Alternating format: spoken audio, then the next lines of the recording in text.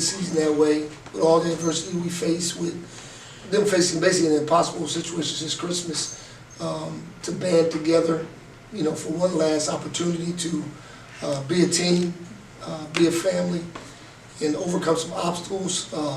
I couldn't be more prouder. What can you expound on that a little? Just what was the feeling like in the locker room right now, and just for the team to be able to walk out and you with your heads held high, and you know, just describe a little more for us since we weren't there for the moment. Yeah, it's incredible joy. Like you know, unless you've been in the arena and you can feel that kind of joy after a win, a big win, it's hard to describe. It's, you know, you're not embarrassed to show any kind of emotion in those moments. And when you're with a group of guys that really care for each other, they're all good kids. It even makes it that much more sweeter. Again, when you've been through what we've been through, and then the chaoticness of the week, and a couple weeks before, and just everything circling around, and try to remain focused, trying to keep them focused on the game is almost impossible.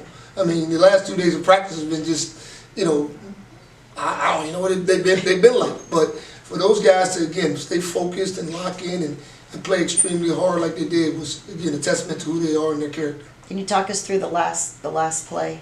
Yeah, you know, we got the timeout, and you know, we said we were going to Matt, and they were trying to face guard him.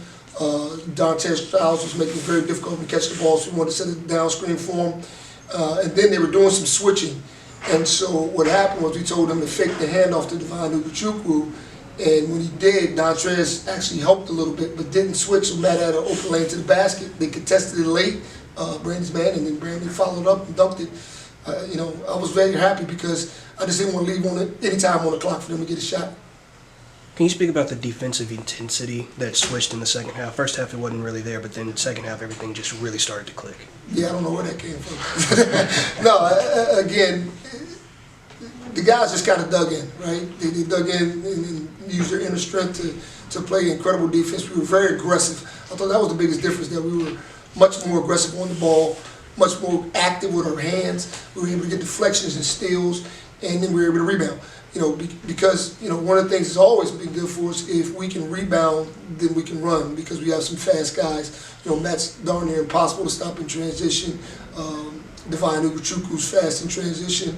And Austin Schwartz even got a lot of transition baskets today. So those guys were rebounding and running the floor like crazy. What did you say to them? Did you say something at halftime, or did someone, any team, what was said at halftime of that game? It was like, okay, we just got to keep this game simple.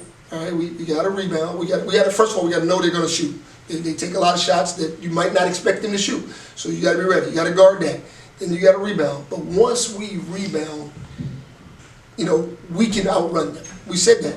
We said, don't run for threes, which drove me nuts when we did that second half a couple times. Run for layups, all right? If we have to kick it out to shoot a three, that's great, but we're going to put pressure on the rim in transition, and we made a point of emphasis to run for layups. I think we did that in the second half. You talked about the last few days of practice, obviously with Coach Lucas, you know, being announced. What was that process like for you, and did you discuss that with the team? Well, you know, we got a game on Saturday. They got to meet with Jay tomorrow. You know, so how, you know, if you're a freshman, if you're Divine Ugochukwu, what are you thinking about? You think about the game with NC State, or you meet with the new head coach on Sunday, right? And so it's difficult, you know, especially for an 18, 19-year-old to kind of compartmentalize and play the game. But again, I'm so proud that they were able to do that.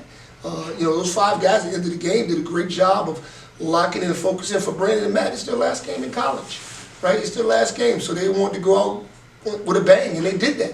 You know, we talked about, you know, the memories that they'll have of this game are going to last for the rest of their life. Me and DJ Irvin talked about, hey, I remember my senior night vividly, right? No matter what happens, no matter how much you get paid playing basketball, no matter what happens, this memory will stay with you forever. So for it to end like it did, it's very, very sweet. And then with Coach, obviously, Lucas coming, is there any advice that you give to him or have a conversation with, anything like that? It's all my interaction with him. He's a great guy. He's a really, really quality human being and individual. So I wish him nothing but the best. There's pitfalls all over the place in college basketball now. I hope that he'll be able to kind of, again, tackle some of those things right away and be able to have success. You know, I think he knows what he's doing. He's been in some great programs and some great coaches. I can't wait to see, you know, what he does. Hopefully my son's still here as a grad assistant, so you might see me pop up every once in a while. But again, I wish those guys nothing but the best as they start their future on Monday. Bill, with that being said, just can you speak on where you think Miami basketball the program is? A lot of uncertainty with the future and stuff, but Well, since you have arrived, since the I think there's uncertainty everywhere in college basketball. And I think you'll see these swings. Guess what? That team we beat today is not going to the ACC tournament. They were in the Final Four last year. 2 years ago, we were in the Final Four. I think you're going to see such big swings because you're building a roster every single year. The continuity and guys becoming sophomores and juniors and seniors, that doesn't happen anymore. So there's so many changes in college basketball. It's hard. I mean, what we were able to accomplish, Coach Jim Larinaga at Miami, you know, guys that have been here a long time recognize how special he was. Miami basketball, I was at Virginia. I was at Virginia Tech. We came down here for road games. There was nobody here. There was no winning. The guy with the 4 Sweet 16s, won ACC titles, regular season and conference championships, tournament championships. The guy went to back-to-back Elite 8 and a Final Four. In college basketball's modern history, I think there's been like 3 teams that have done that, right? Anybody in the country would have wanted to do that. So the success he has achieved here has to be appreciated. You know, and again, everything changes. I understand that. But golly, man, that guy, you know, I want to start the movement to get a statue of him built outside the arena, or at least a court named after him, because he set a legacy here with Miami basketball that will be very, very hard to match. And I hope, you know what, I hope J.O. exceeds it. Do you think do you think Coach L is underappreciated? Do you think he's not been celebrated enough? I want to see him celebrated more. I'll be politically correct on that one. That's my guy, and I love him to death. I love him, I love his family, I love his wife Liz.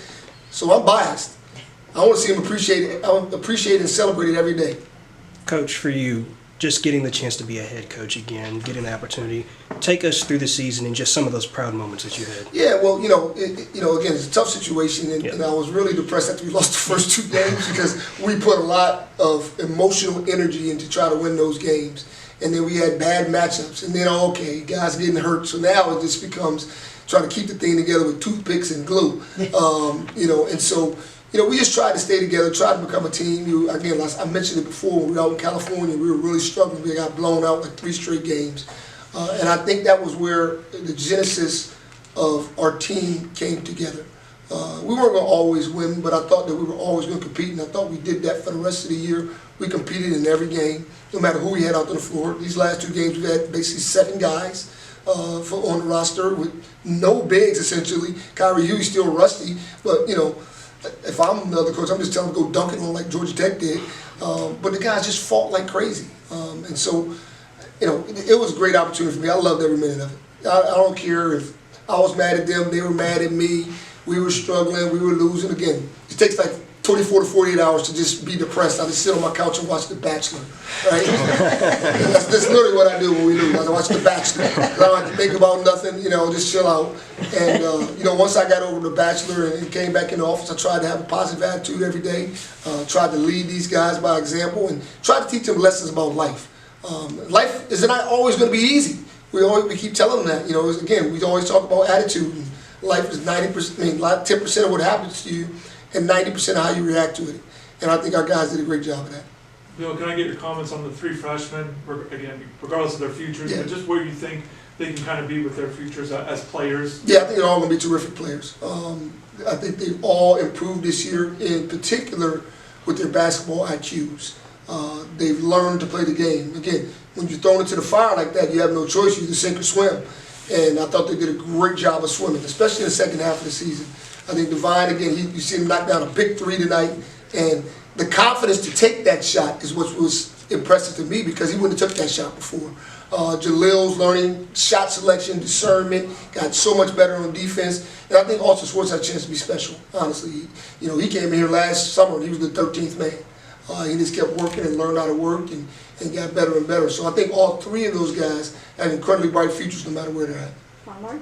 What's ahead for you? I don't know. I have no idea. I mean, college basketball is funny sport. I imagine I'll be coaching somewhere next year, trying to win, trying to teach lessons, help guys to become men.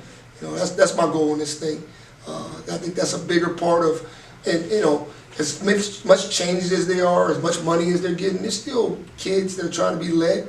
It took me a while to figure that out, that you can still lead them. You still got to coach them the way you think the best way possible.